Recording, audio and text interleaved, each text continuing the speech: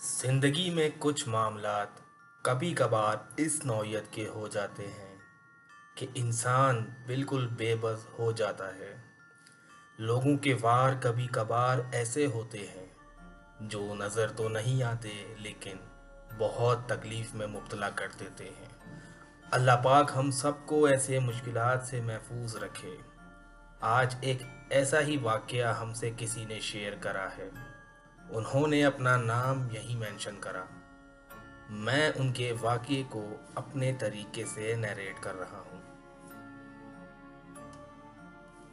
मेरे father year 1982 में Dubai में थे और उसके एक साल बाद यानी 1983 में मेरी वालदा भी दुबई चली गई थी। मेरी वालदा बताती हैं कि मेरे वालिद अल्लाह उनको जन्नत नसीब करे, वो किसी मीडिया प्रोडक्शन हाउस में एज अ मैनेजर के तौर पे काम करते थे। जॉब के सिलसिले में वो गालिबन पूरी दुनिया घूम चुके हैं, वहाँ बहुत सेटल थे। हमारे पास अच्छा घर था, ड्राइवर रखा हुआ था क्योंकि वालिद साहब अक्सर आउट ऑफ कंट्री होते थे, तो हमने ड्राइवर को रखा हुआ था। एक बहुत ही लेविश लाइफस्टाइल था। मेरी वालदा बताती हैं कि जब मेरे वालिद ग्रॉसरी करने भी बाहर जाते थे तो मेरे लिए कुछ ना कुछ गोल्ड का ख़रीद के ले आते थे। बहुत अच्छे फाइनेंशियल हालात थे।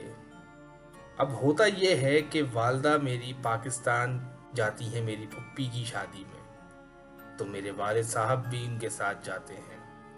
वहाँ मेरी दादी उनको बोलती हैं कि तुम्हारा छोटा भाई यानी मेरे चाचू सऊदीया चले गए हैं, तुम्हें भी वहीं चले जाना चाहिए ताकि दोनों एक दूसरे का ख्याल रख सको, एक सपोर्ट रहती है।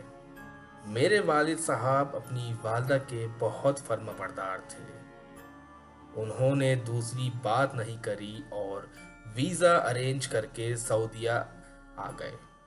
ये गालिबन 1992 की बात है क्योंकि 1991 में मेरी पैदाइश हुई थी।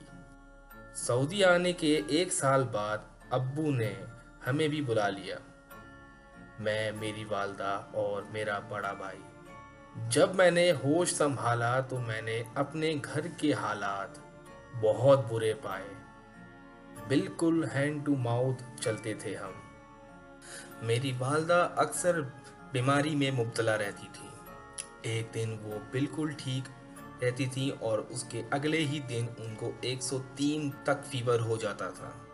अब्बू का काम भी स्टेबल नहीं था, वो बिजनेस करते थे और वो एकदम से ठप हो जाता था। घर के हालात बहुत ख़राब थे।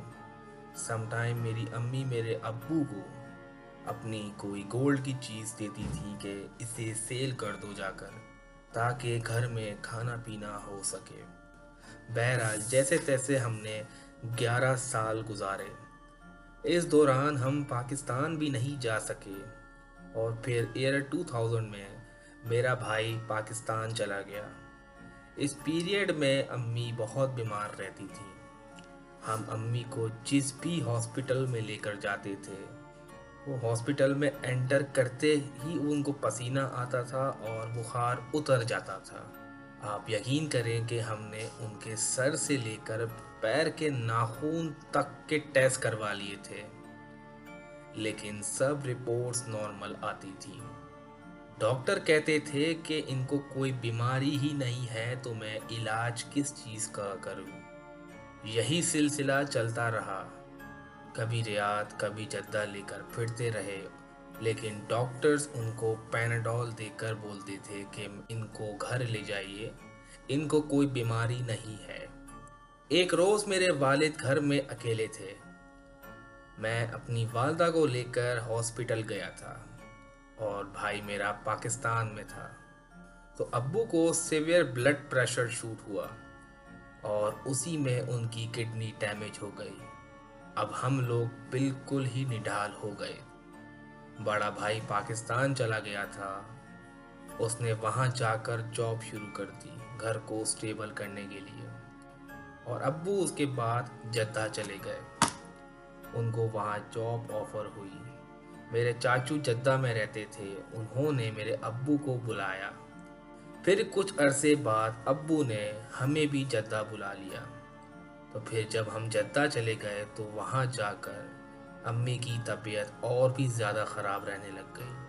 6 مہینے گزرے، سال گزرے، تو ابو نے کہا مجھ سے اب برداشت نہیں ہوتا، مجھ سے نہیں دیکھا جاتا۔ تو فائنلی ابو نے ڈیسائیڈ کرا، جیسے تیسے کر کے میں تم لوگوں کو پاکستان بھیجتا ہوں، تم اپنی ماں کا علاج کرواؤ لاہور میں۔ میرا بڑا بھائی بھی لاہور میں موجود تھا۔ خیر، ہم لاہور چلے گئے۔ جیسی لینڈ کرتے ہیں اس کے اگلے ہی دن امی کی طبیعت اور زیادہ خراب ہو گئی۔ میری امی کی کنڈیشن اتنی خراب ہو گئی تھی کہ ان کے نچلے حصے میں جیسے جان ہی ختم ہو گئی اور بیڈ ریسٹ پر آ گئی تھی۔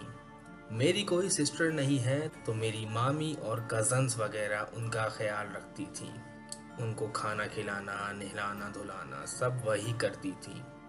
ایک دن ہوتا ایسا ہے، میرے ماموں گھر آتے ہیں اور کہتے ہیں کہ میں ایک بندے کو جانتا ہوں، ان کو وہاں لے جا کر دم درود کرواتے ہیں۔ میں آپ کو پہلے بھی بتا چکا ہوں کہ ہم نے ریاض میں بھی کچھ عالموں سے دم درود کروایا تھا، تو وہ یہی کہتے تھے کہ ان کو نظر ہے، ان پر وہ دم درود کرتے تھے تو امی کچھ دن بہتر رہتی تھی، اس کے بعد پھر وہی کنڈیشن۔ لیکن وہ بتاتے نہیں تھے کہ ریزن کیا ہے۔ پھر ہم نے امی کو اٹھایا، گاڑی میں ڈالا اور اس بندے کے پاس لے گئے۔ وہ بندہ ماشاءاللہ بہت نیک تھا، پیچھے اس کی فیکٹریز چلتی تھیں اور سامنے وہ اپنے آستانے میں فی سبیل اللہ لوگوں کی ان معاملات کو دیکھتا تھا۔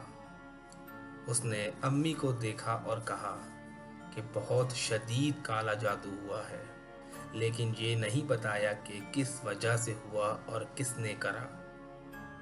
اس نے صرف یہ کہا کہ میں کچھ پڑھنے کے لیے دیتا ہوں اور کچھ صدقے بتاتا ہوں، آپ وہ کرو، انشاءاللہ سب سیٹ ہو جائے گا۔